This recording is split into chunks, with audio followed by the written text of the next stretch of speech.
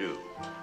My name is Alfred Hitchcock, and I would like to tell you about my forthcoming lecture. It is about the birds and their age-long relationship with man. It will be seen in theaters like this across the country. In my lecture, I hope to make you all aware of our good friends, the birds. Theirs is a noble history, and through it all, man has played a conspicuous part. This cave drawing is one of man's earliest sketches of his feathered friend. One can see at once the loving care with which the artist depicted his subject. The story of man and his friends, the birds, is filled with many fine examples of ways in which these noble creatures have added to the beauty of the world. Take this plumed hat from the period of Charles I.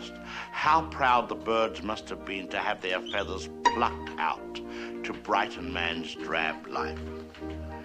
Here we have a later model, a refinement of the first.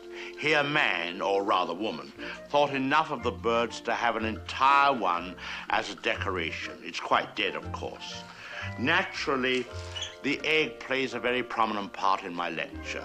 Not a word about which came first, however. I don't believe in dealing with controversial matters. Thousands of years ago, man was satisfied merely to steal an egg from a nest and use it for food. Now he has perfected this process by imprisoning each hen in a separate cage and by scientifically manipulating the lights so that she doesn't fall into the rut of the old 24-hour day. Thus, he can induce the bird to reach fantastic heights of egg production. Originally, there were many varieties of birds on Earth. Some have become extinct. The great auk, the passenger pigeon, and the famous dodo bird have all disappeared. Actually, they didn't exactly disappear. They were simply killed off. But of course, this is nature's way. Man merely hurries the process along whenever he can be of help.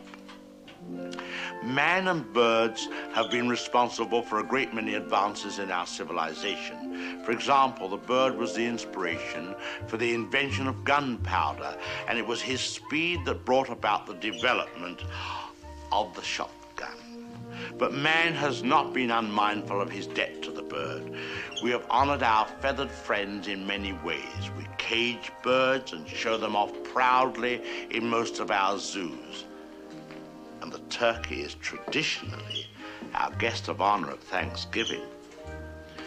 I suspect you never realized that if it weren't for birds, even some of our pastimes would suffer noticeably.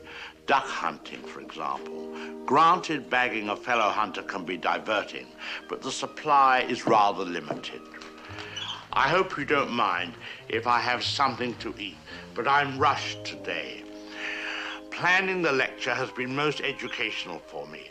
I've begun to feel very close to the birds and have developed a real sympathy for our little... What was I saying? Oh, yes. I've come to feel very close to the birds and have come to realize how they feel when... I don't think I'll eat just now. Hardly proper with all of you here. Surely the birds appreciate all we've done for them. Don't you?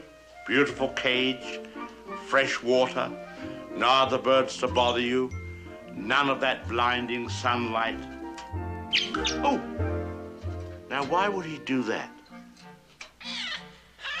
Most peculiar. What on earth?